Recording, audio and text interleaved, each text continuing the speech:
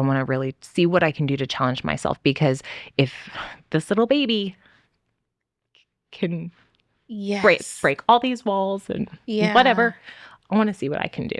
And so, I mean, it was just kind of like what can I not do at that point? Well, let me just see. And I'm never going to be the fastest. I'm never going to be the strongest. And that's okay.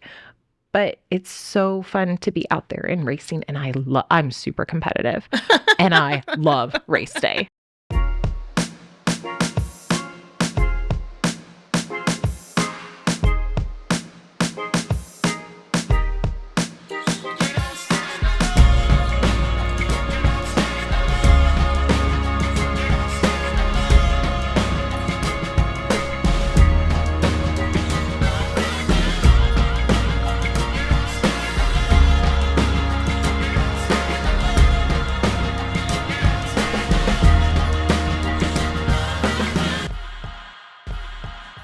Hello, you are watching Moms Can Too.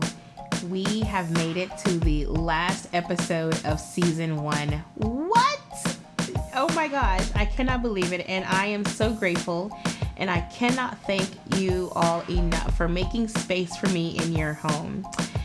This last episode is near and dear to me. Moms, I cannot wait for you all to hear from my next guest, Grace Brannon. Grace Brannon earned her PhD in 2019 and works in higher education. That's already like a win for me. She was diagnosed with type 1 diabetes in 2011 and is on the Diabetes Sports Project Elite 2024 team. She finished her first Ironman in 2023 and has podiumed in several local sprint and Olympic distance triathlons, 5 and 10Ks. I don't know when she has time to breathe. She also is a 6th degree black belt in American karate, having earned her black belt in 2007. Okay, no one is messing with her, and from now on, I am running with her morning, noon, and night. She married her wonderful husband, Jeremy, in 2013, and they have twins, one of whom is special needs and visually impaired. They also have a miniature schnauzer. She is no stranger to early childhood intervention, as 2 of her 3 children received services until they aged out. She loves spending time with family and friends, playing board games, reading books, most things Star Wars, and doing puzzles. Running is her favorite sub-sport of triathlon, which of course is a yes. It's the best physical form of exercise. Moms, please help me welcome my friend, now yours, Grace Brannon.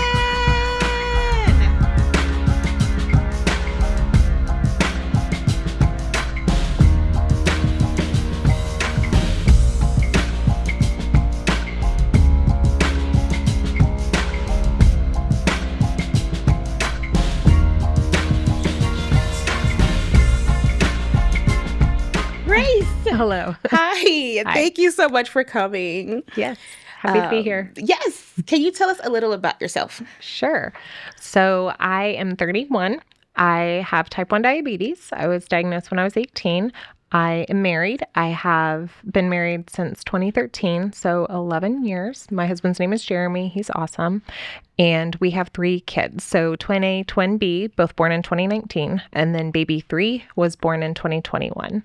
So that's kind of the basics. Let's see. Yeah, so I have type 1, and so I have a disability there. And then baby A had an HIE event in the NICU. And so I'm a special needs mom in that way.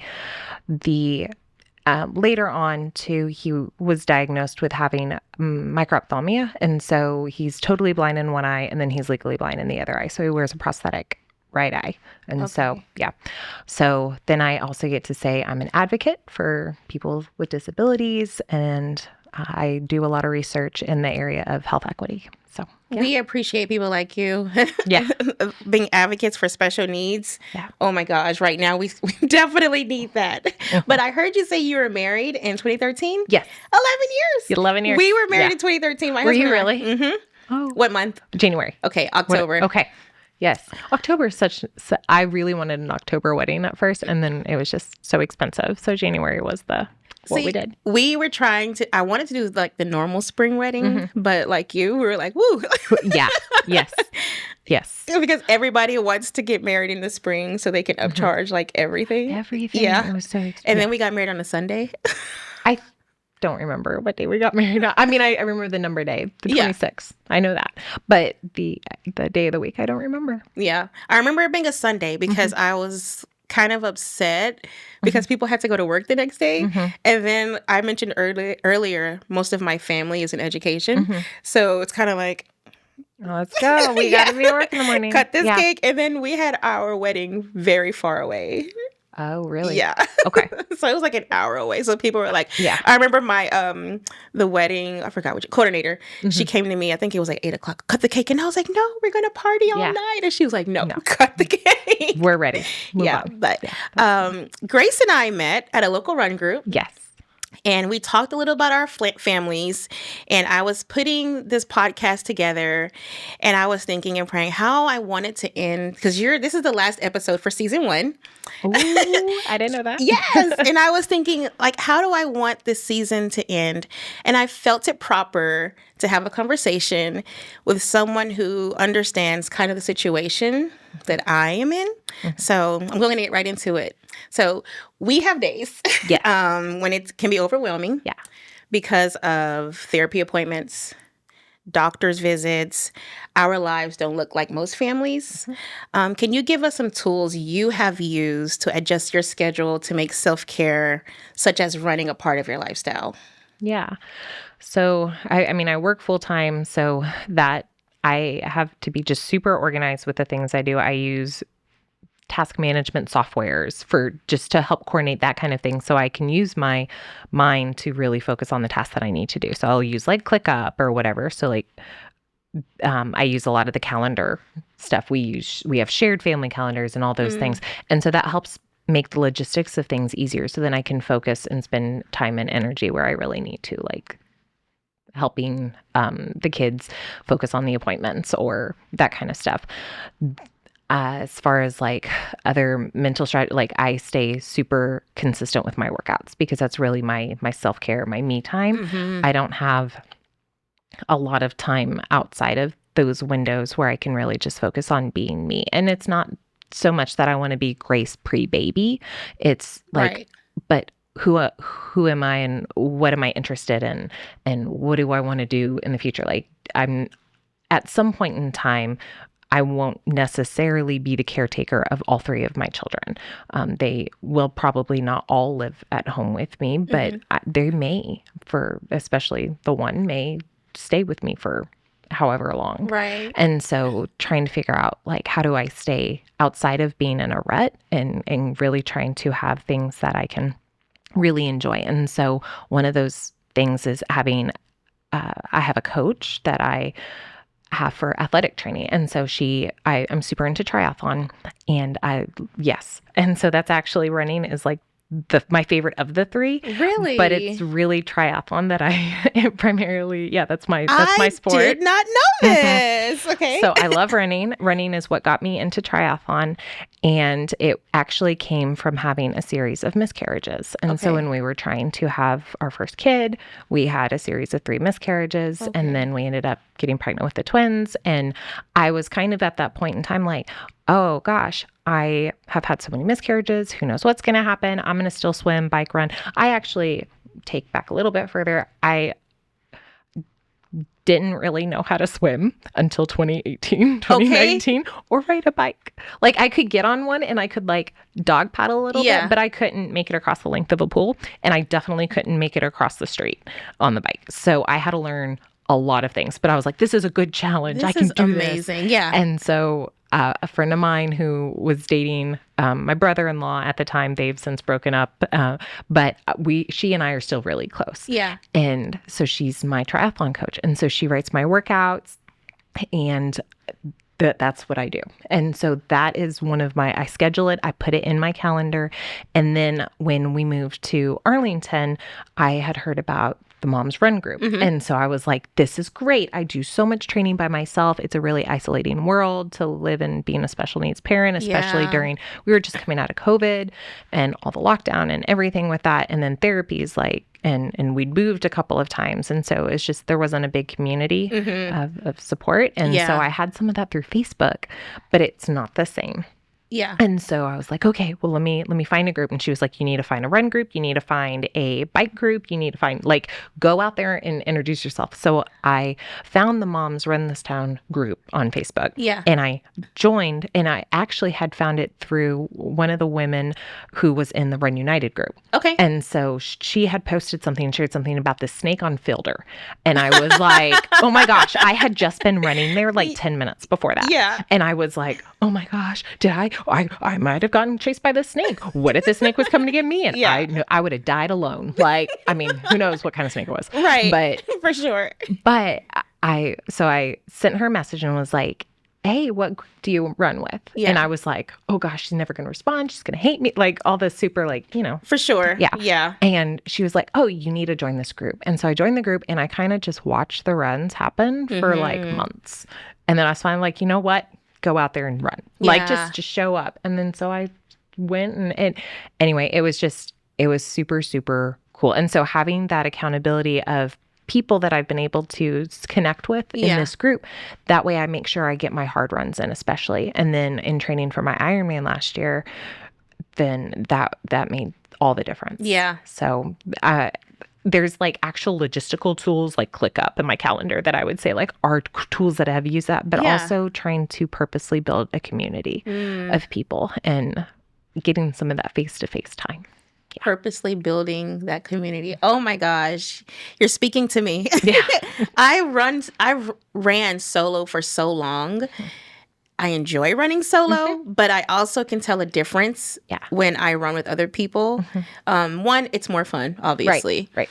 And then the second thing is I can tell how physically better I am during my run. Even solo, I'm like, oh, I'm running better this time. But that's because I had somebody who was probably much stronger than me, faster than me. But then again, I'm like, okay, I get a little nervous. Yes. Yeah. When I'm because whenever I ask someone who is faster than me and more fit, and I'm like, I'm going to make them slow down, but they'll let them, hey, I'm doing this solo today. But you said something that I'm not trying to be pre-Grace. That is so good. I feel like a lot of moms, I'll say mini moms, try to go back to their and I'm not saying pregnancy weight. I don't want to say that, but their body. Yeah. And a lot has gone on in there. Yeah. And we have to give ourselves grace. But no, we have to give ourselves grace. Yeah. I'm going to write that down. I can't be pre-Reba. Right. A lot has happened in my body. Yeah. But when we were meeting for that run group with the other moms, I don't know how the conversation came about, but I mentioned that I had a special needs child, and you mentioned you also have a special needs child. And I know this might sound so silly, but I remember thinking, another mom who runs gets me. Yes. Because, a lot of the other moms, they didn't have special needs moms, and, you can't have those conversations. Yeah. And how has running our self-care helped you to overcome the physical and emotional obstacles? There have been several times during a run, I just started crying. I can remember 2020 running on a Sunday. I think I did 7 miles that day. But I remember I was running at a local park, and I was like, why am I even crying? But I remember, one of the things I remember thinking is I'm able to finally get out and breathe. And it was a mixture of emotions. I finally had time for myself, along with, wow, look how far I've come. So how has this helped you? How has this helped you to overcome the physical and emotional obstacles? Probably going to cry. It's okay. But Yeah, it's been so wonderful because it's been like I said, a point of community. So I've been able to connect with others and have support.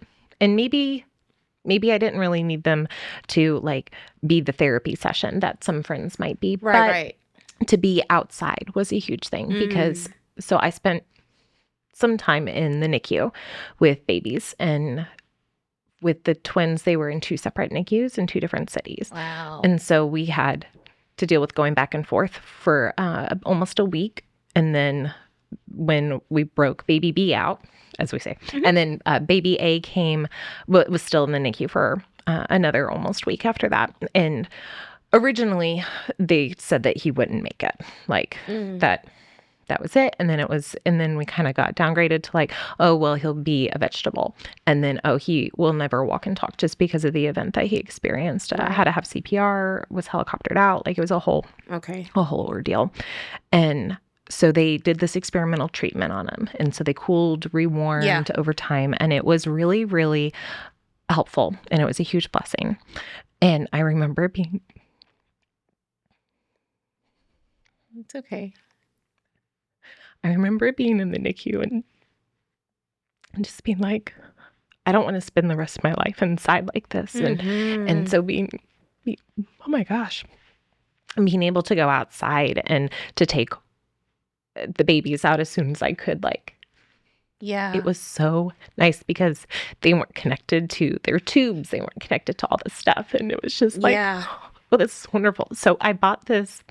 As soon as they had head control, actually before they had head control, I bought the double bob because I was like, and it was probably the trashiest double bob, and I cleaned it up, and it was like $75, which is a steal. Yeah, because those things are expensive. Yes, they are. And I cleaned it up and put those little babies in it, and we were outside, and we were in College Station at the time I was finishing my PhD, and we would just walk around, and it would definitely, the one who had the HIE event, he responded so well to being outside and in ways that, like, the other one liked being outside too, but like if he would just get overwhelmed, it was like the witching hour, but like on steroids. Just take him outside and rock him there. And it was like night and day. And so it was super cool. So I had actually started running maybe a couple of years before, because for our martial arts, we have to pass the Marine Corps PFT for our black belt tests and every advanced black belt test after that.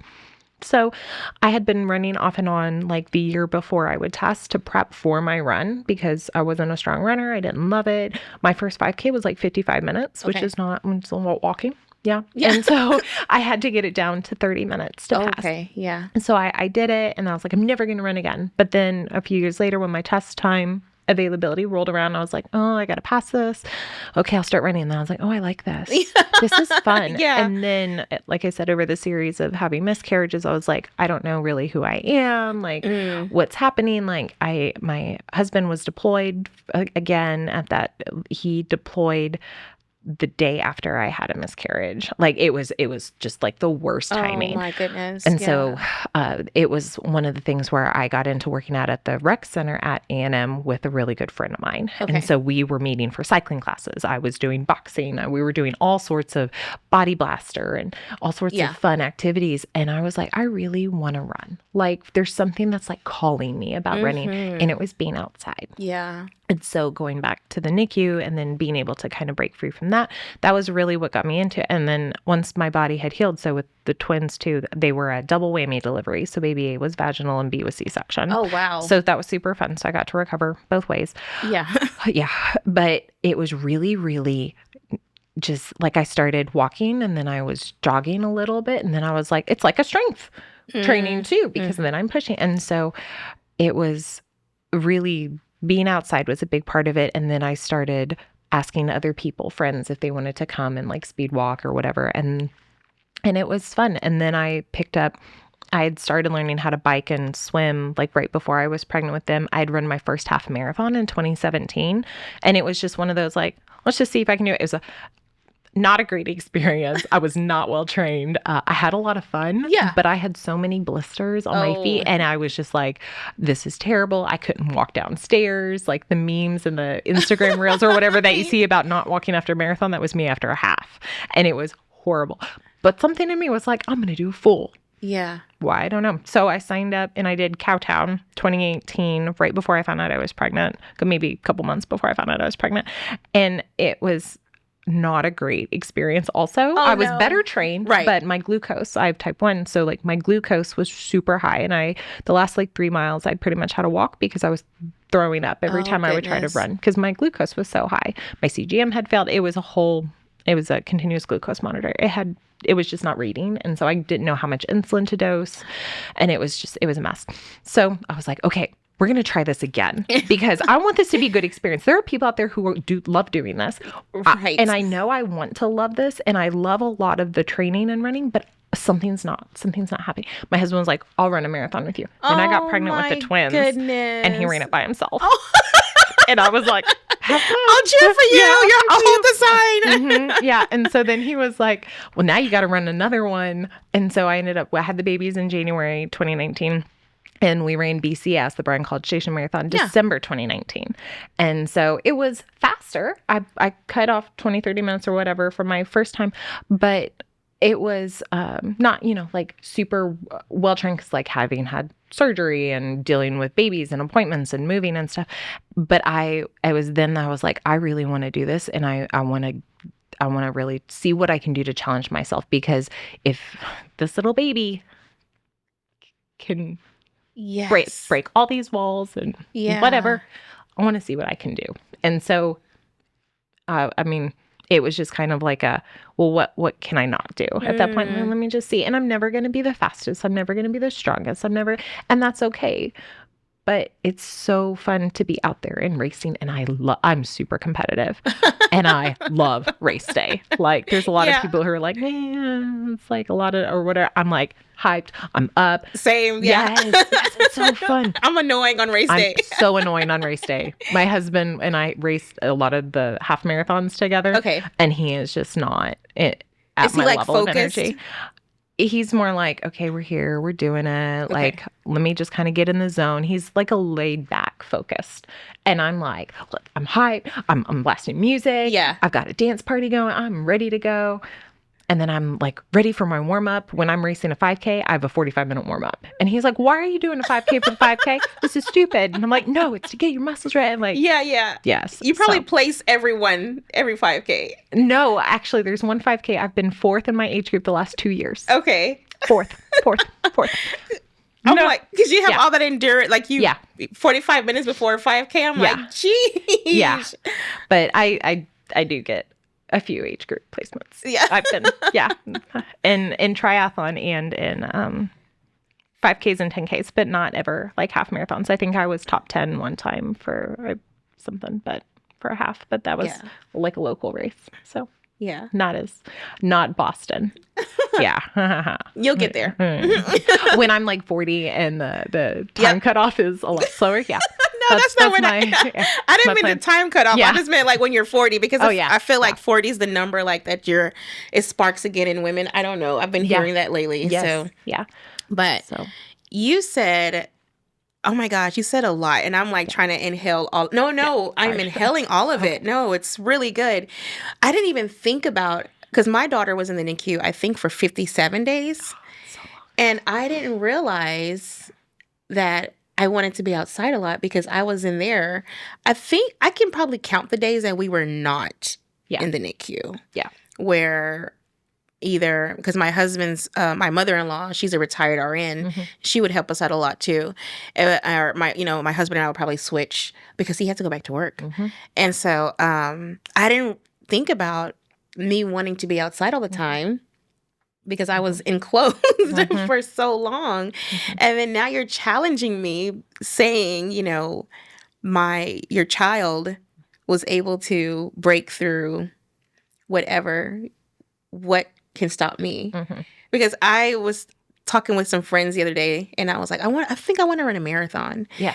I've never run a marathon because I'm nervous that I'm going to hate running afterwards. Yeah. And I'm like, but I really enjoy running like you. I love the community and just so many wonderful things about running that could go on. But I'm just like, okay, Grace, are you challenging me to run a marathon?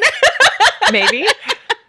I'll challenge anybody to run. Well, Would you? I would be like, I wouldn't finish as fast as you. No. It's not but about the speed. I know. Okay. Yeah, I have to think you about could- that one. Yes. Cowtown? Cowtown? You could do Cowtown? Probably not Cowtown. Cowtown. I heard the hills are in Cowtown. The hills are. Yeah. Probably. Have you done BMW? I have not, but I think I'm doing the half this year. I haven't Okay. signed up officially yet because it's Yeah. the weekend after BCS and I'm running That's BCS. right. And so I don't think I can do a half. I guess the half could be the training for the full though. Yeah. See, I Yeah. heard a lot of, well, I noticed a lot of people that were doing the marathon, not any, but a lot of the people like in our community that were doing marathons were doing mini halves to train for. Okay. Yeah, it's possible. I just don't want to hate running. I mean, like there'll be some days where you're like, no, I don't want to do this. Yeah. But then it's worth it. So. I mean, you have me thinking Yeah. because I'm like, my child has come so far. Yeah. So far. And like you were saying that they were saying about your child that they were probably not going to make it. Right. It was the same for her. Like, but I look at her now, I'm like, what? This is unbelievable. Yep. So I can do hard things too. Yep. Yeah. Yeah, for sure. My goodness. Okay. And it helps, I think, me with anything that's like, people are like, oh, it's when you're going to hit the wall at like mile 20 with the mental game of you're not going to make it. Like, what's going to push you? And it's not easy to think about, but it's very real to be like, but remember, if he did all these things, like you can run another mile. Like, plus you've trained for this. He was not trained. Right. And he still managed to overcome.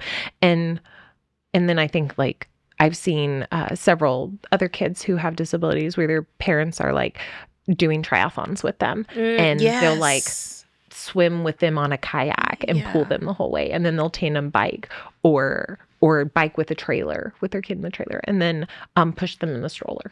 Yeah. I'm just like, yeah, I can totally do this. So I'm always amazed when I see I went to go cheer some friends on for the BMW last year, and several families were pushing their children, and I don't know, I forgot what those strollers are called. You know what I'm talking about? The one I can't think of what they're called, but I was like, oh my gosh, they're pushing this 14, 15-year-old child for 26 miles. Yeah. And so as I'm speaking to you right now, I'm thinking, Reba, they're doing that. Yeah. They're pushing a human being. You wouldn't be pushing anyone. Okay. Yeah. Yep. It's just pushing yourself. Yeah. That's good. Yeah. Yeah. So and it's fun. And so my coach is, one of her lines is, an attitude of gratitude brings blessings. And so she's got this on her bracelet wrist thing, and it's like a band, one of those bands that have sayings on it. Anyway, I can't, it's not really a bracelet, but anyway, so that has really struck home with me. And so just being like, okay, maybe I'm not the fastest, but I'm grateful that my body can do what it can after having 3 kids and having 3 miscarriages and going through all the other things, having type 1 diabetes, I am grateful that I have access to health insurance to be able to pay for the medications, to sustain, like all of these things. And so when I start counting through the things that I should be grateful for, that I am really grateful for, it makes the miles pass a lot faster. And then I can always, like when I was training for Ironman on the bike, when it got really hard, I had to do a couple of like 100-milers on the trainer because it was really unlucky, I think, but all my long rides one semester were scheduled on Thursdays because I had a lot of family stuff going on the weekend. So I'd be on the trainer for like 4 or 5 hours on Thursdays. But it was like 5 weeks, 6 weeks in a row that every Thursday there was a storm, and not just like a storm, but like tornado warnings. Like the amount of times that the power went off or whatever in the middle of the ride, and I'm like, no, I was 88 miles. Right. Yeah. Oh, it's so frustrating. But when I would get to the point of being like 50, 60, 70 miles in, and being like, okay, I'm uncomfortable, but I've come so far. Yeah. Okay, who can I think about? Who can I pray for? Like that. That's so and just good. be like, okay, what are some other things that, I mean, because not everybody gets to be able to do these things. And so trying to be as grateful as possible Yeah. Can you repeat that phrase again? Yeah. An attitude of gratitude brings blessings. An attitude of gratitude brings blessings. And I don't know who originally said it. Right. I want to attribute it correctly, but my coach Caroline was the one who showed it to me the first time. So I feel like that should be on a shirt. Yeah. Man. And you saying you praying for people while you're like doing your training. There's this pro runner that I listen to on his podcast, and he does that like when he's done. Yeah. But he has to physically keep going. He's like, okay, what do I do? What can I think of? What to keep me going? And like you, I try to sometimes, but other times I'm just like, I just want to go home and like veg out and go to sleep. But you're reminding me to, you know, think of things because, like you said, not everyone has the opportunity, to do what you're doing. Quick question. So Iron Man, did you do that after you had your children? I did it in November last year. Yep. That is amazing. 3. You have 3 children. Yeah. And you My husband did so much parenting. Oh yeah. To do that. And I did so many 4 a.m. wake ups. It was unreal. Yeah. But we survived, and he was like, please don't sign up for one next year. And I was like, I didn't want to anyway, but also I understand how much that took for you to help manage everything, which, I mean, there's phases in life where like one parent maybe puts in more than the other. And that was, for sure, the burden was primarily on me that first year, just because of everything, the pumping and the NICU time. And like my husband had to go back to, because he was in school, he went back to school the next day after the twins were born. With baby 3, he had parental leave. And so he actually got to be home for the first 4 weeks. And that was a huge, huge blessing. It was like night and day, the recovery for me with that. Yeah. But he was definitely like, okay, this is, I'm so proud of you. Very, very happy for you. We survived this. Yeah. He gives you your medal. Yes, okay, now, no more. No. Yeah. And then I was like, so if I sign up for a half, is that okay? And he was like, that's fine. That's fine. You could do a half in your sleep. At this point. Yeah. There'll be a block of about 4 to 6 weeks that it'll be pretty intense, but it won't be anywhere near what it was for Iron Man. Gotcha. So, yeah. And okay, so you taught yourself how to swim through watching a lot of YouTube videos, and I did take 2 swim lessons partway through. Once I'd been swimming for about maybe a year and a half, and then I went and took 2 swim lessons to kind of refine things. And you are challenging me like you have no idea, because I am not a great swimmer.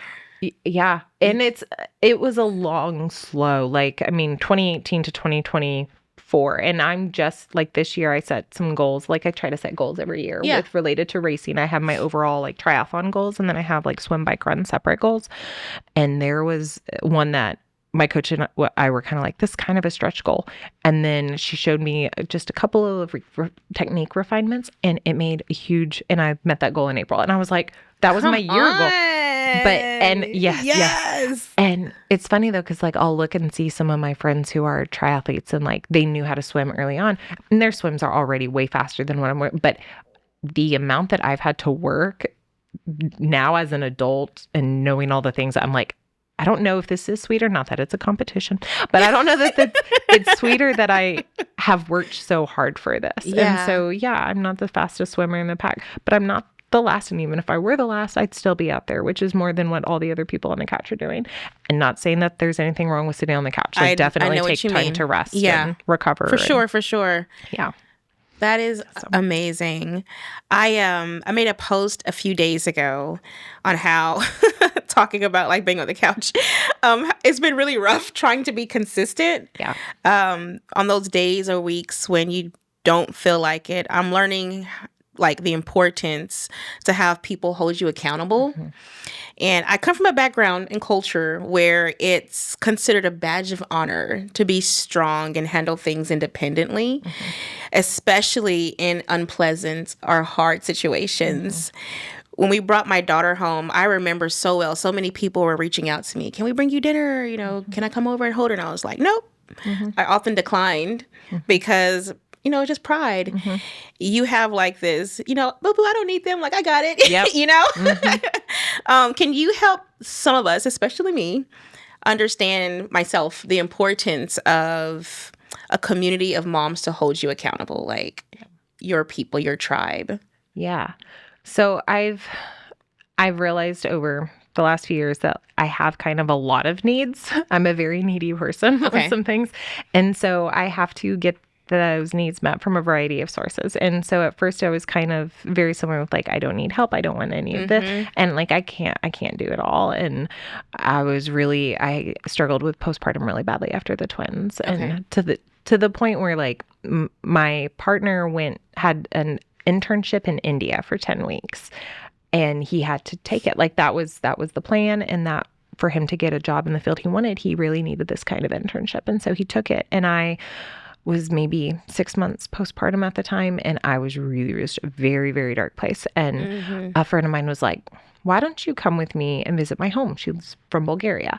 And I was like, sure. Yeah. And I left the babies with my mom and my mom and mother-in-law. And then they kind of took turns watching them for almost a week. And I pumped the whole time. I came back with like 60 pounds. I had a checked bag of frozen breast milk, like 60 pounds. I love it. Yes. My friend had her mom and her grandma cleared out their entire freezer for me. It was the sweetest thing. Yeah. But it was really like just trying to find like, okay, I need to be able to talk to people where I can go and travel or whatever. And so like mom and mother-in-law, I really need help with watching the kids. Like I cannot do this and prep for my job and all these things at the same time.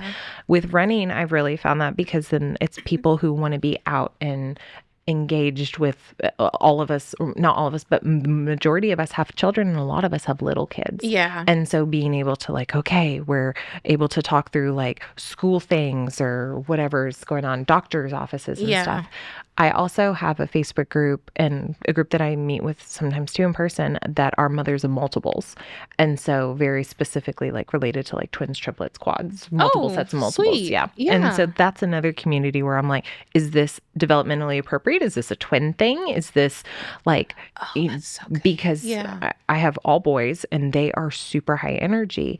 And two of them, like, we went through a period where we were at urgent care almost every weekend. Okay. And partly it was like ear infection, strep, like that kind of stuff. But it was also stitches, concussion, like multiple things type in the falling off a playground. It was really, and I was just like, is this just like what 2-year-olds do? Or is this like because they're twins and they're like, well, yeah, it's really two, but it's because you have, anyway, but it's been really nice to have different groups of people to bounce things off of them. Like, well, maybe it's specific to this, or maybe you know more about this. And so just getting casting a wider net of different resources. Yeah. And then my work friends are really awesome too, because then there's also, then I get a community at church, I have a community of moms.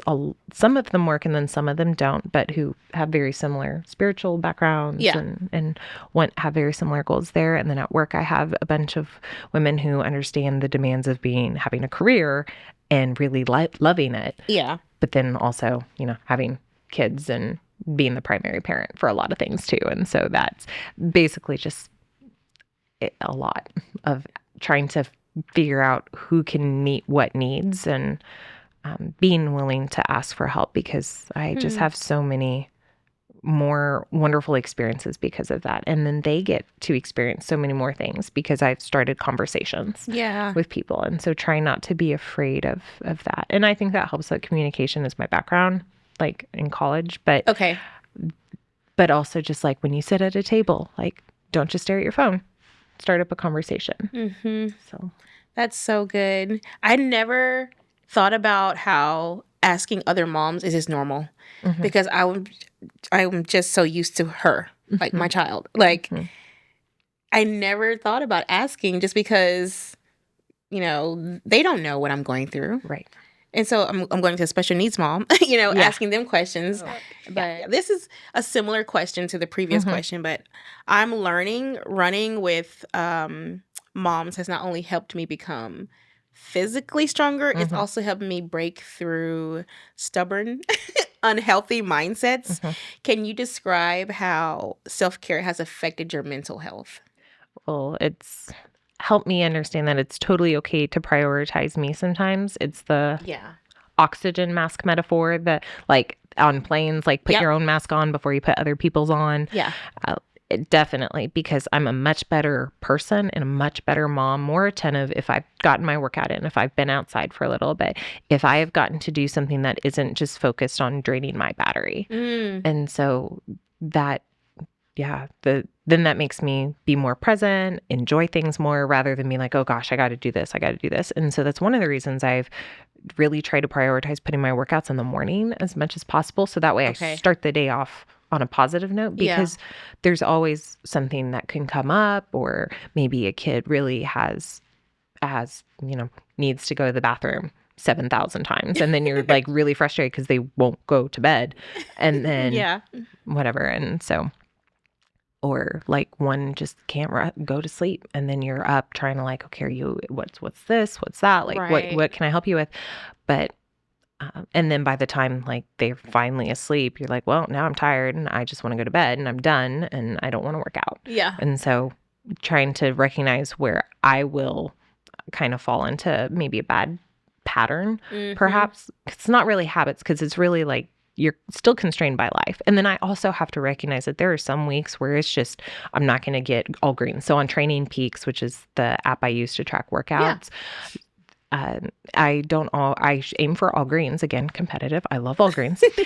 But there are some weeks where I just can't get all greens. Right. And it's maybe we had 2 or 3 appointments, and one of those appointments went 2 years, oh gosh, 2 hours longer than what we were supposed to, or the traffic was terrible. And like, I can't make it happen. Or the childcare person at LA Fitness didn't show up, or whatever it is, because that's happened before. And so it's like, okay, well, this is, I'm doing the best I can. Or I get called by the nurse at school fairly often, almost every week. Okay. And sometimes it's come and pick up your kid. Sometimes it's come pick up your kid, or come to school to put your kid's prosthetic eye back in. I got that call a couple weeks ago. And I was like, oh, I've never had to do this before, but let's figure it out. But just being able to be like, okay, I've gotten what I can really do done already. So I don't have to worry about getting that in. Now I can just focus on being mom or wife, or just me, versus like, okay, I need to still prioritize me, because it's hard to manage that. So if I've already met my needs and I also like to start the morning quietly. And not all children are quiet. And even when sometimes they are quiet, like, there's still something going on. And then you're trying to suss out what that is. And, gosh, yes. And so then you're just like, what's going on? And then you're trying to still process that through. So, so definitely like trying to prioritize the time in the morning for me, because that seems to be the most consistent time where I can get things done, but also recognizing sometimes I do need to opt for sleep, especially if we have a travel day of appointments or something. So true. Today was a perfect example of me procrastinating and prolonging my workout. I worked out 2 hours ago. Yep.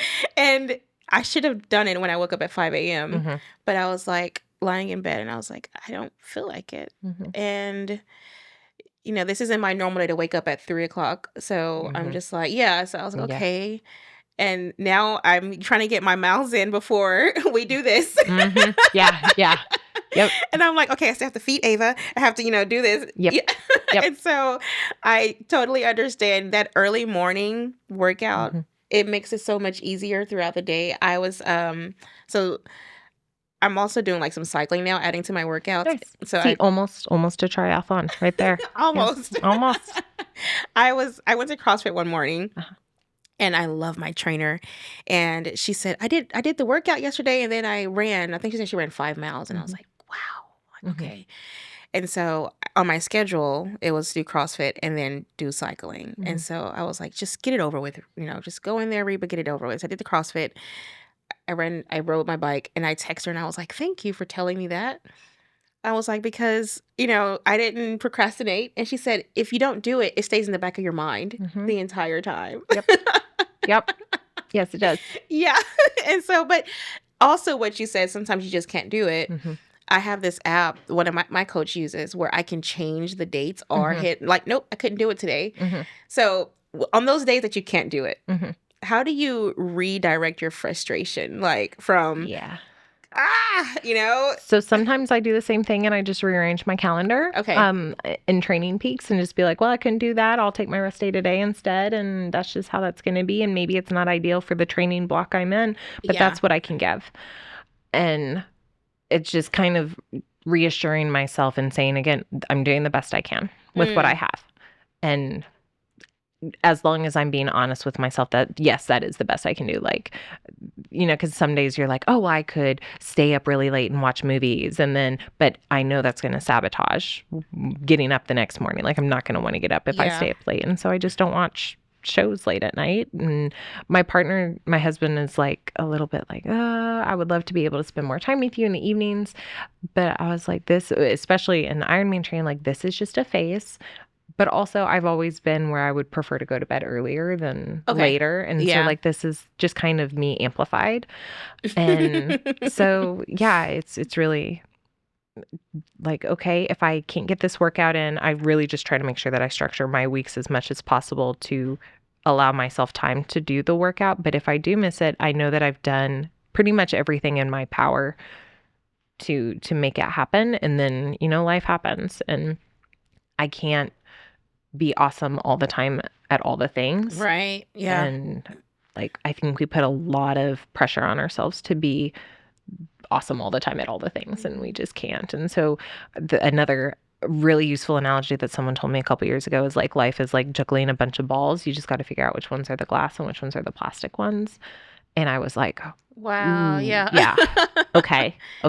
So there are some days where like the appointments are going to be the glass balls and some days where the working out really needs to be the glass balls, like just depending on what it is, especially if it's been 3 days since I've really had a good workout and I need to prioritize that. Like maybe I need to, and it sounds probably terrible, but like not eat lunch that day, like not take time away from my desk to lunch. And I know that there's a lot of people who are like, oh, you need to make sure that you have time to eat and stuff. But like, I'm just going to have protein shakes for lunch that day, and that's just going to be how that is. Yeah. But I need to make sure that I'm prioritizing moving because it helps me. It helps my glucose, which helps me manage a whole bunch of other things, helps my mental health, helps like a lot. So trying to think, okay, where are we? And then so I'm a huge Star Wars nerd. And there's a Qui-Gon Jinn quote. It's like, your focus determines your reality. And this one, I'm like, if my focus is on doing everything I can do, then that becomes my reality. And, you know, sometimes still things happen. Like you can be the best driver in the world and still get rear-ended. Oh, for sure. So that's like, just trying to remind myself. So I do a lot of, have you heard the Snoop Dogg affirmations song? No. Okay, Snoop Dogg has this affirmation song that my kids like to sing. Oh my gosh, I have to hear this now.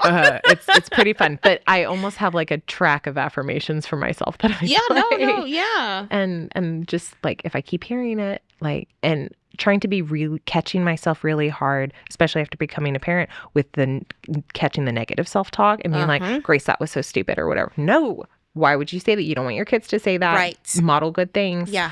And so trying to model like better eating when possible and stuff. And but especially the self-talk and stuff. And so if I'm like, oh, that wasn't as a great decision. Yeah, I can acknowledge that because I want my kids to acknowledge they're not good decisions. Yeah. But not berate myself. There's no need. Like everybody else can do that on my Facebook. So no, I'm kidding. I have really good friends on Facebook. Yeah, no, I have good friends on Facebook. So. No, my sister-in-law, I had her on the podcast a few months ago, and she said that she tries to watch, how you were saying, like, don't berate yourself. She tries to watch herself talk about herself, you know, because you don't want your kids, you know, oh my God, you saying to yourself, oh, I look so fat. Yeah. And then you have I don't want my daughter saying, I look so fat. I'm like, oh man. Right. Now look what I've done, you know? And so I'm also learning to watch what I say. I have a friend, she's running a half marathon this weekend. Awesome. Cinco de Mayo race. Oh, Cinco de Mayo. Oh. Yeah. And kind of a late Cinco de Mayo. I was thinking the same thing. I was like, that's a late date. But I told her, I said, get you a mirror marker and write on the mirror marker, because she was just like, beating herself up. Mm-hmm. And I said, no, you need to write it. Get your mirror marker. This is something that I do whenever I start to like have these thoughts that are not going to uplift me. Mm-hmm. And I write down things that I want to see myself improve. Mm-hmm. And I was like, and it's helped me so much. Like, even like if I even think, oh my gosh, I didn't want to say that, because I've been looking at this mirror. You have to go to the restroom. Right. Right. So you see that, those thoughts are and even like index cards. I remember at the time my husband and I were going to a church, and this pastor said he had index cards and he leaves them in his car. Like, so, because you're in your car a lot, and so you're just like, you see that, oh, okay, I'm not going to say this about myself. Right. I'm going to say this instead. Yeah. And I had a friend text me yesterday, and she's like, I'm a horrible person. And I was like, no, you're not a horrible person. Yeah. Yep. And I've seen people do this on social media, some with their kids, like how they frame certain things like, oh, my kid's not defiant. He's a future world changer or something. Yes! And so like I try to do stuff like that too, because I'm like, I've got one who, I mean, the world comes really pretty easy for him. Okay. And he doesn't have any health issues, and he's super cute, and he's very personable, very dramatic, very theatrical. Like he can wear anything and rock it. Like, confidence is not his problem. Okay. And so sometimes I'm just like, man. And like, for example, this morning he decided, he's like, Mom, give me my backpack, give me my water bottle, pulls his water bottle out of his backpack, drops it on the ground, jumps out of the car and runs away cackling, ha, ha, ha, ha, ha. And I'm like, why did you leave your water bottle? Like, what is this? I don't even understand what is happening right now. But he just apparently thought it was a flex to be like, I'm going to be defiant and like just drop. And he's not really defying anything important. Like, he's just testing a boundary of some kind that I guess was there. But I'm not really sure. Still don't know exactly what happened. He was doing, yeah. But, being a child. Future world changer right there. Like, he's got, he will experiment. He will try things out. And he really doesn't care who's in the way or what's happening. Like, he wants to try things and live life like so vivaciously. Mm-hmm. And I'm like, I love that. And also, I'm very stressed about this, being your parent. Yeah. But it's like just trying to frame it as like, he's not rude. He's not manipulative. He's not all these things. Like, he's a 5-year-old trying to figure out his place in the world. And one way you do that for some children is to really push every boundary you can to figure out where you might be stopped. And then I go back to thinking about myself in comparison with like twin A. I mean, like, I always try to push boundaries. Mm-hmm. It's just maybe a different way. So we just need to find a better outlet for it. And so just trying to like constantly reframe like how I talk about myself, but also how I think about my kids too. Mm-hmm. And so it's kind of, Yeah, that's so smart. What is your inspiration? I have a lot of people who inspire me. Yeah. So, I mean, my parents are definitely inspirational in the sense that like I am a first-gen college student, and I have a PhD. So like that I went to college and graduated is a big deal, and then PhD, but they really instilled a huge love of learning and love of books and love of education and just trying to know what else is out there.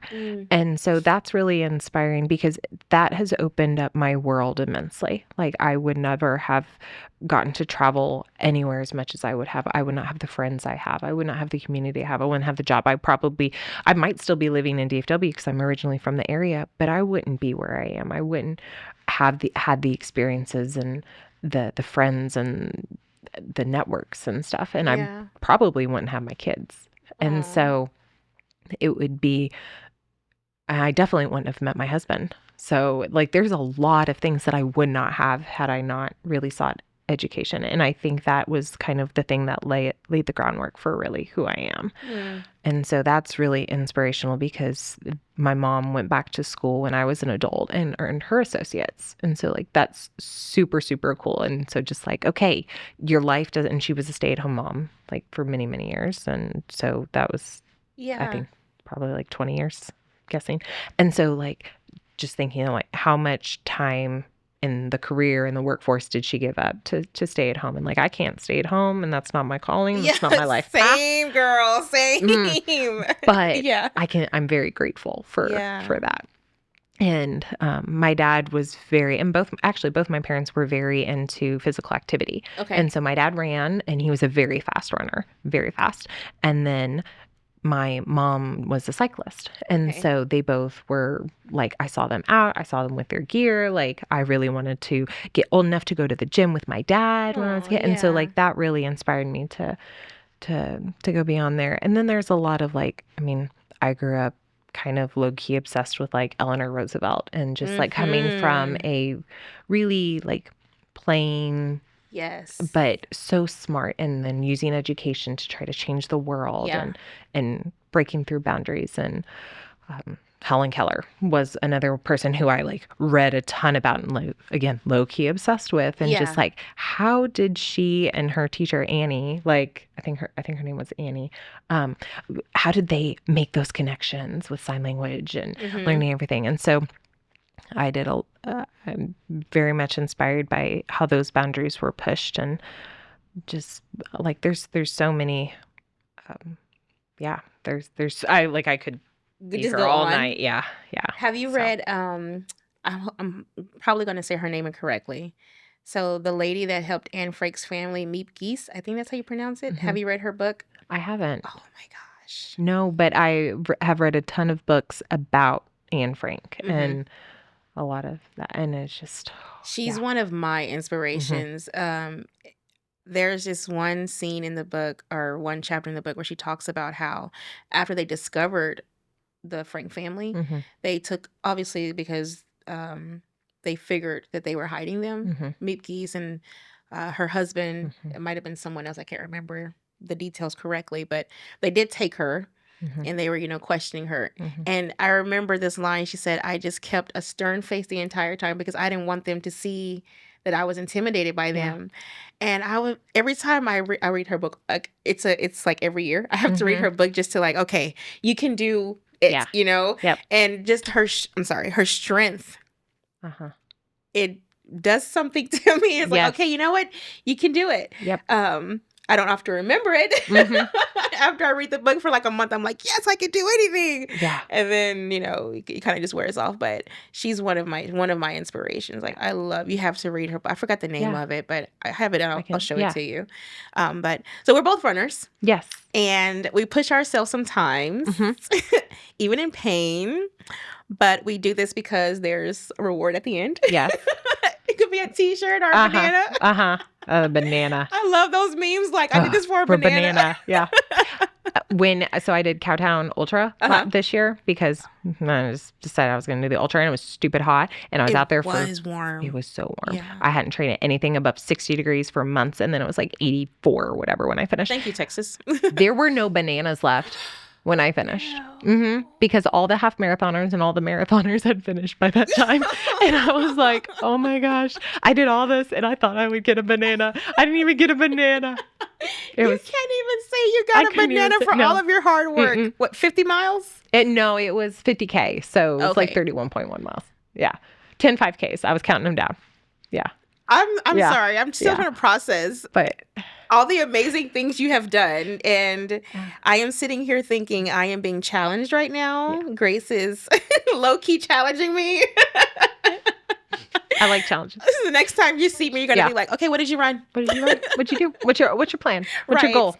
Yeah. Oh, okay. How has your situation with your child or your children and even like being married, because that's, yeah. How has this given you purpose to push through the pain? Yeah. So part of it is like, I don't remember what. Oh, it's Princess Bride. Life is pain, Highness. And so like part of me is like, I'll think about that sometimes and just be like, yeah, okay, life is pain. And then there's the Super Chick song that's like, there'll be beauty from pain. And so I don't know if you knew Super Chick, but it was like a Christian. Yeah. Oh, okay. So Power FM 89.7. Yep. So at those two kind of things, like occasionally if I get really, really stuck, that's where I'll be like, okay. And then I have a therapist. And so I talk with my therapist sometimes too. If I really like, and I'm kind of an on again, off again, like as I need it, I use it. Sure, and then there'll be times where maybe I don't need it as much. And then, but like yeah, I mean, there's a lot of pain, but it also makes the sweet things so, so sweet. Not that I want other people to suffer or have pain. Like if you, the people who have their children and then they have like their wonderful birth stories and experiences and whatever, and like didn't have to stay at the hospital or didn't have to go to the NICU at all or whatever. A small part of me is really jealous. But then a big part is like, I should be really happy for you. And so just try and be like, you don't have to deal with all this, because it really ultimately doesn't make us better people necessarily for having that experience. It's what we do after that matters. And so really just, okay, yes, I had this experience. Yes, it was terrible. Yes, it could have been the worst thing in my life, but like, there's also so many better things that I might be able to see because I had this experience. And so like, maybe there's things on the path that like I didn't really want there to be and I didn't cause there to be, and there's nothing I can do about that, but I can control how I react to the situation and really just try to push through that as much as possible. So and then again coupling that with some humorous things with like The Princess Bride, right? Like, yeah. Have you read the book? Yeah. I couldn't finish it. It was so ridiculous. It was so ridiculous. Yeah. I love the movie. I stick with the movie on that one. Yeah. But I tried. Yeah. My sister, I'm one of those people where it's like, okay, if I don't like a book, I try to like push through it. It's the first book really that I had to put down, and I was like, this is just silly. It's silly. But you are, Grace, everything you're saying just is like speaking to me. It really is. I'm like, you should be a therapist. Oh gosh. I'd have to go back to school, and I don't think you're like, people in my life would love that right now. Okay, you're going back to your husband. I'm going back to school. I'm doing the Iron Man. Yeah. Bye. Yeah. Here's a laundry list of things I am going to be doing. Yeah. The kids are yours for this year. For the year. Yeah. Right. Yeah. Yeah. What would you say? What inspirational, encouraging word would you give to the mom of a special needs, like a mom who has a special needs child, who, like myself at the time, isolated themselves? Like, I think I was, oh man, I'm trying to remember. I don't think I left the house like to have fun for like 2 years. Oh my gosh. I think 2020 was like my breakout year. Yeah. So it was probably 3. Yeah. She was born in 2017. Yeah. And then just as you might have been starting to come out of COVID. Yeah. So what would you say to those moms who also, because like me, I felt guilty last year a lot leaving my daughter. Yeah. Yeah. What would you say to encourage them to step out, accept help? Yeah. And you're fine. My PDM. Yeah. So the first thing would really be like, you're going to feel guilt no matter what you do as a parent. Like, it doesn't matter if you do the sack lunch or the Pinterest lunch or school lunch or whatever, or if your husband makes the lunch. Like, you will feel some guilt because you will always find some way to criticize yourself. And so really just trying to like, okay, what is the amount of guilt I can live with? And not let it drown me in being as good of a parent. And I'm not the perfect parent by any means, any stretch of the imagination. But like, I can tell when I'm a better parent because I'm not letting the guilt override me. Like, if I want to go and run, like, I need to show my kids that I can go and run, like that we need to follow things that we really want to do, that it's not all just work and take care of the children, like, especially for moms. Like, we are not just full-time employees and also full-time caretakers. Like, we are also people with our own wants and needs, and to be able to, and not cave into those entirely, but to be able to show that, yeah, you can do these things. And so I think probably first realizing that you're going to feel guilt no matter what you do. And it's just, and it really sucks. Like, I mean, I was homeschooled. And so when I made the decision to send my kids to public school after they'd been at a private school pre-K, but we couldn't afford the private school pre-K for elementary school, and especially not with all the medical needs. And like me being type 1 and visual impairments and speech therapies and occupational therapy, like all of the therapies. And we get some of that through school, but like there's still a lot of things that insurance doesn't cover. For sure. And so being able to say, okay, well, and I can't quit my job because I hear the health insurance. My husband has some health insurance, but it's not as good as mine. Yeah. And yeah, so just logistically, this makes sense for our family now. But then I was like, am I betraying my family because my mom stayed at home so she could homeschool me so I could get an education. And then I'm not doing the same thing for my family. But it's different paths, different timing, inflation. Like logistically, things are a little different. And so it's like, okay, but public school's not all bad. Like tons of good things come out of public schools. And then I was like, why am I so critical about public schools? Like, I mean, yeah, we can have a whole separate conversation about education. Totally. But they have found such a good community of kids there, and like they're learning languages and they're learning about cultures. So where I didn't have that exposure the same way being homeschooled. So they're already getting things in pre-K that I didn't get in my K-12 education. And so like, and so there's always pluses and minuses. So that's the first is like, you will always have so many choices and we have to make so many decisions and we will always at some point make the wrong one. And so just like, okay, well, learn from your mistakes and move on as much as possible. And then try to find a community. It would be this, like, so I started on Facebook with like the Moms Run This Town group with like, okay, I'm just going to watch how much fun they have for a while. Yeah. And I felt kind of a little low-key stalkery because I was just watching these people have fun and run. But then I was like, but they seem like they were having a really good time. There's different pace options. And then I'll just maybe show up one day. And then 4 or 5 months later or whenever, I finally showed up. But I kind of already had a sense of some of the things because they were posting and it was cool. But then I've done the same thing with my mothers and multiples. I can't necessarily make all their monthly meetings because I have karate the night that they usually do that. But I've tried to make as many of their weekend events as possible.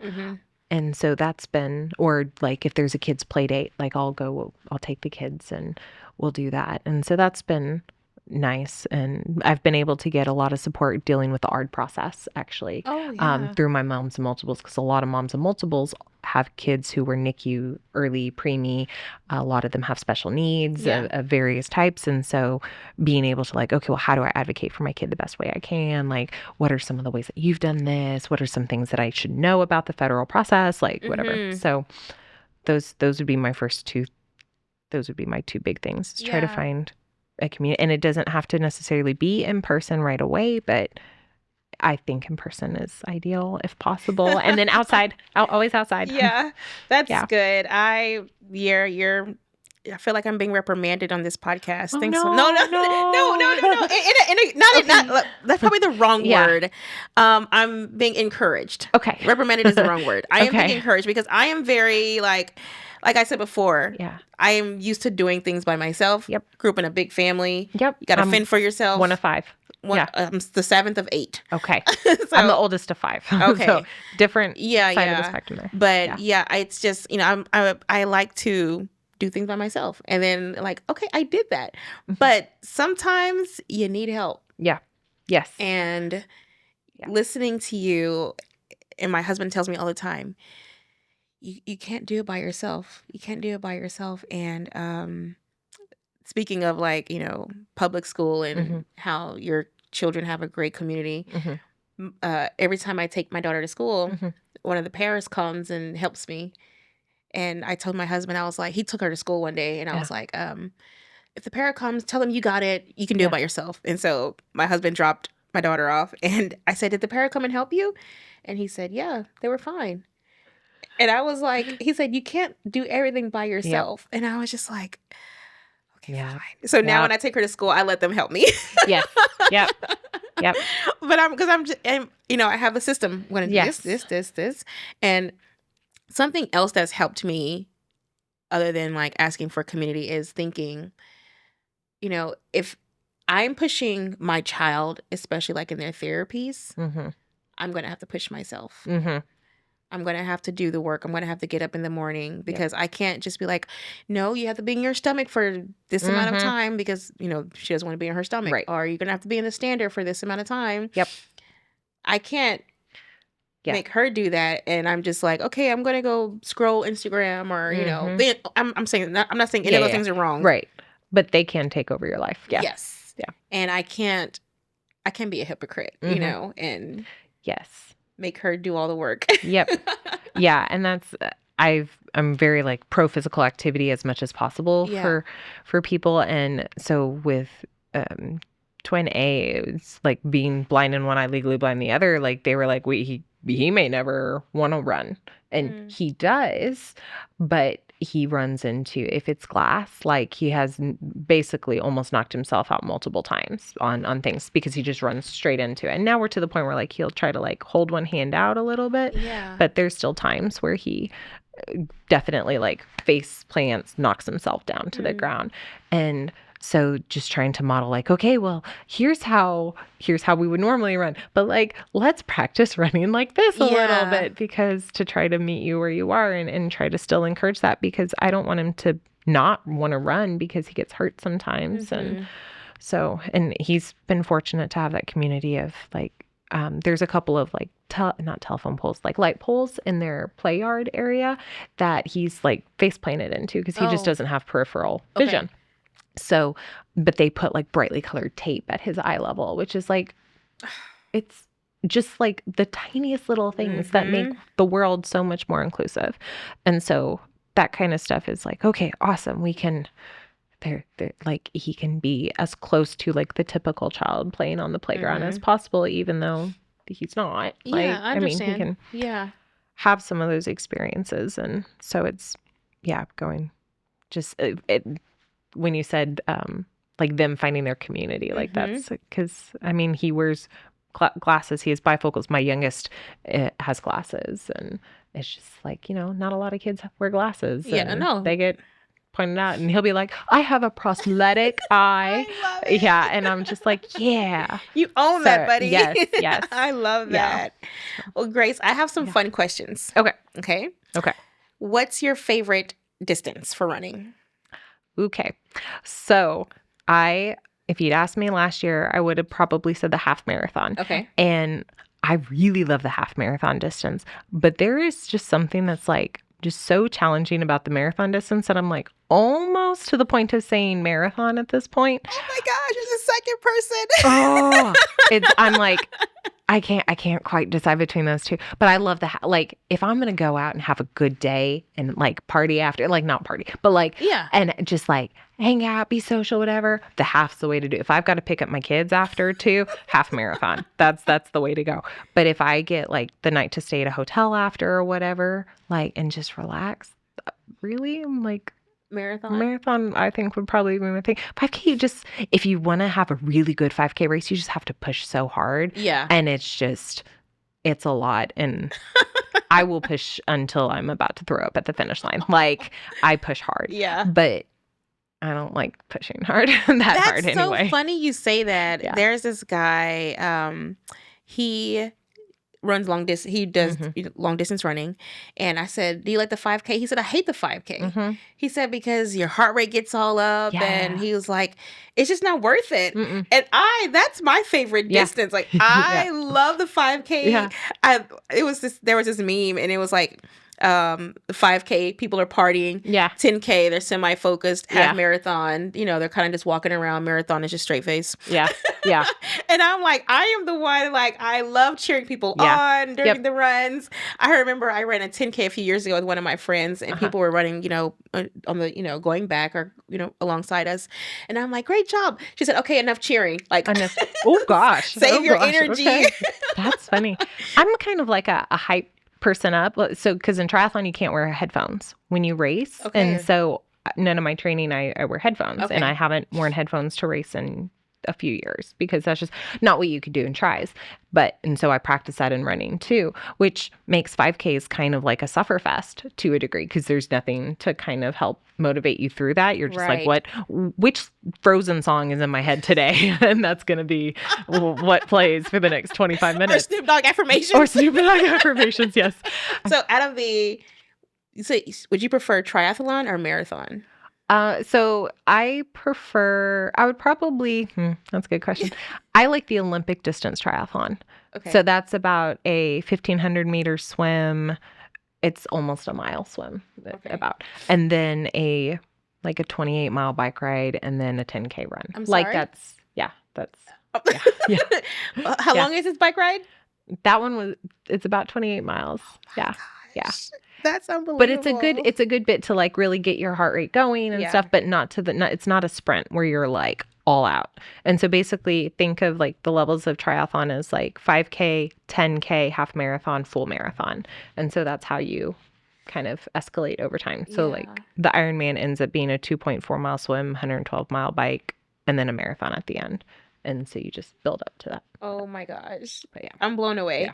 My one of the pastor's wife, Mhm. have you heard of the Kona? Yeah. She did that. Like, She's done it 2 years. Yeah, she really. Oh my gosh, she's amazing. She did it That is goals. last year Yeah. and this year. And I love seeing her post. She's on her bike. Like, I hate the bike trainer. Mm-hmm. I spent a lot of time on the bike trainer. Yeah, People, I feel that. like, they make fun of me because they're like, they call me like, they're like, how do you survive on the treadmill? Like, I had to. Yeah, For many you have years. to. Like, Mhm. I love the treadmill. Mhm. I do. Now the bike trainer, I kind of understand now how they hate runners hate the treadmill because I cannot stay. Yeah. I mean, I love it in the sense like it's raining because it's been raining like every weekend here, right? Yes, it's been raining so much. I'm grateful for the rain. Grateful for the rain. Don't leave. Yes. But also, it's a lot of rain. It is, but I understand like the frustration because I'm like, I remember the first time I got on, I was like, oh my gosh, this is hard. Yes. Yeah. And you're not going anywhere. Mm-mm, mm-mm. And I actually don't mind being on the trainer so much, mostly because where we live, it's not like super safe necessarily to bike as many places. And I can bike out to River Legacy and do some loops out there, but I've been yelled at. I've had bottles thrown, like that kind of stuff. Yeah, yeah. And people will be like, get on the sidewalk. And I'm like, there's no sidewalk. I don't yell at them, but in my head, that's when I'm yelling. Right. But I'm not escalating anything. No, so please I'm don't. just like, tuck it down and just, I didn't hear you. Yeah. You said your favorite time of the day is to work out is in the morning time? Yes. Okay. Yep. Yeah. Like 5:15 would probably be my preferred start time for anything less than an hour and a half. Okay. Yeah. So when you're training for your marathon, do you start earlier than 5? Like just so you kind of have rest of the day left? Yeah. So, I mean, it depends on what day of the week and stuff. If it's like the long run that ends up being like 2.5 hours up to maybe 3 hours, then I would probably start at 5 and just go until 8, but do that on like Saturday or Sunday. Yeah. Okay. Mm-hmm. Oh, you have me thinking. I'm like, I don't know. Yeah. I try really hard not to get up any earlier than 4:30, like, and really try to not do that more than twice a week. Like maybe a Monday and a Friday, I can manage the 4:30, and then the rest of the week I can get up between like 5:15, 5:30, and that's smart. Just that way my body still gets rest because I love sleep. Yeah, I love sleep. Yeah. So, what's your preferred race? Like, is there like a like have they have the Irving? Yeah. So Cowtown has a special place in my heart because that was my first marathon. Okay. And those hills, like I felt betrayed. I had no idea that giant hill at mile 9 was there. And then it happened. And so now it is my life mission to tell everyone who is telling me I'm running Cowtown for the first time. I'm like, mile 9. Mile 9, and there's a little hill, and you think you've conquered it. No, there's another hill. That's the hill. And you think you're coming up it, and then it's going to turn, and it's still going to keep going up. And then they're like, oh my gosh, you were like very passionate. I'm like, but wait, there's more. At 11, you're going to go up and down, and then back through, and up and down again. Oh my goodness. Yeah. And that's for the half. Oh, that's the half. That's the half. Mm-hmm. Mm-hmm. I remember some friends and I last year, we were cheering for people running the marathon and half. And my friend was like, I know where the hill is. Yeah. And she takes me to the hill, and I know what hill you're talking about. Yeah. And that's steep. It's steep. Yeah. And it's like 2/3 of a mile to go up it. It's a long time. Yeah. So that's a good race because the crowd support is awesome. Mm-hmm. The vibes are good. It's great. BCS is actually probably my favorite race though, because the swag is awesome. The cause, they have a nonprofit, the Mercy Project that they fundraise for. Okay. And it's such a good group of people. It's a lot smaller than Cowtown, more intimate. It's still big, couple I would say probably there's still like 2,000 people or Okay, something. that's It's not still, terrible. Yeah. it's big, but it's not Cowtown big. It's not BMW big. Yeah. But it is a pretty flat course. And so anytime I go out there aiming to PR, I PR because it's a good course. It's December. Conditions are pretty cool usually. Yes. So it's a really kind of ideal race for that. And then I have a really fun race that I do every year, the RAR Oktoberfest 5K. And that one is super fun because you go and then you can drink after, and that's a lot of fun. And so I do it with some work friends, and so like we'll all go and like then we just kind of and it's like my birthday weekend, so then that's kind of like my birthday time. And then for triathlon, Tri Waco is super fun. Although I won't be doing it after this year because of the alligators that apparently Texas Park and Wildlife Department told us about a couple weeks ago. Okay. Yeah, there's alligators in the Brazos River. They are sub-adult, so I'm going to give you some alligator information. I did a lot of Google searching. So this is according to Google. Okay. But they don't become adults until they're about 6. And then that's when they can be of reproductive age. So up until they're 6, they're not really aggressive usually. And so the ones there's 6 of them, but they're between 1 foot and 4 foot, which is each foot corresponds to about a year in age. And so they're approximately between 1 and 4 years old. So I can do my race in Waco this year because they will maybe turn 5 by that time. Yeah. But next October, they could be turning 6. So I'm not racing. They're still loose. Yeah, they're still loose. Yeah. So you be careful out there. Yes. Yeah. So I'm like, okay, that's fun. But I mean, if they think it's fine and they're not telling us to end the race, I think it'll be okay. So yeah. So are you doing BCS this year? I am. Yes. Okay. Yes. I'm thinking about things, and so I'm doing BCS, and it is a really, you get a finisher's jacket, which is really nice. Yeah. Yes, because I don't know of any other races that do that for the half and the full like that. You know, I ran a half, what is this? I'm trying to remember. We're in May. I ran a half last month, and that was my first time getting a finisher t-shirt for a half. And I was like, wow, I feel so accomplished. Yes. Now I need a sticker for my car. Yes. If I do a marathon, I'm definitely getting a sticker. Yeah. Yep. It may bring the quality of the car down, but that's okay. That's fine. It's fine. Grace. Yes. Thank you so much for coming. I really appreciate it. Learned a lot. Yeah. A lot. And taking time from your family to do this. Yeah. I know without a shadow of a doubt, so many moms are going to be inspired and encouraged by this. So thank you for this tonight. Thanks for having me. Yes. Bye, y'all. Bye.